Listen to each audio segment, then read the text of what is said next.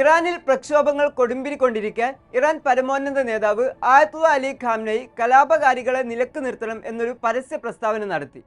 പിന്നാലെ പ്രക്ഷോഭകർ നേരിട്ടത് വലിയ അടിച്ചമർത്തൽ നടപടികളായിരുന്നു. അതിന് ചുക്കാൻ പിടിച്ചത് ഇറാൻ പൗരോഹിത്യ ഭരണകൂടത്തിന്റെ നെടുംതൂണായ ആ സൈനിക വിഭാഗമായിരുന്നു, IRGC അഥവാ Islamic revolutionary guard corps. Iran എന്ന നിലവിലെ ഇസ്ലാമിക് റിപ്പബ്ലിക്കിന്റെ പരിപാലനവും സംരക്ഷണവും ലക്ഷ്യമാക്കി പ്രവർത്തിക്കുന്ന സൈനിക വിഭാഗമാണ് IRGC.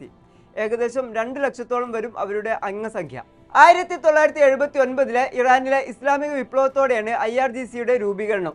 അന്നുണ്ടായിരുന്ന പരമ്പരാഗത സൈന്യത്തിന് കൂറ് ഷാ ഭരണകൂടത്തോട് ആയിരിക്കാമെന്ന ആശങ്കയിൽ നിന്ന് പിറവിയെടുത്തതാണ് IRGC. പൗരോഹിത്യ ഭരണകൂടത്തോട് പൂർണ്ണമായും വിധേയത്വവും വിശ്വസ്തതയും പുലർത്തുന്ന സേനയാണ് അന്നു മുതൽ IRGC.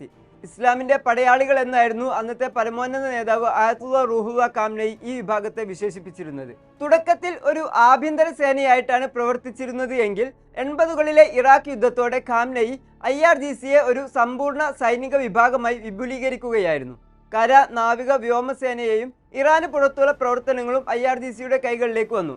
അന്നു മുതൽ ഇറാന്റെ പരമ്പരാഗത സേനയും IRGCയും സമാന്തര സായുധ സേനയായി പ്രവർത്തിച്ചു പോരുകയാണ്. കേവലം ഒരു സായുധ സേന എന്നതിലുപരിയായി ഇറാനുള്ളിലെ ഒരു സമാന്തര ഭരണ സംവിധാനമായി, ഒരു ഡീപ് സ്റ്റേറ്റായി പോലും IRGC വിശേഷിപ്പിക്കപ്പെടുന്നുണ്ട്.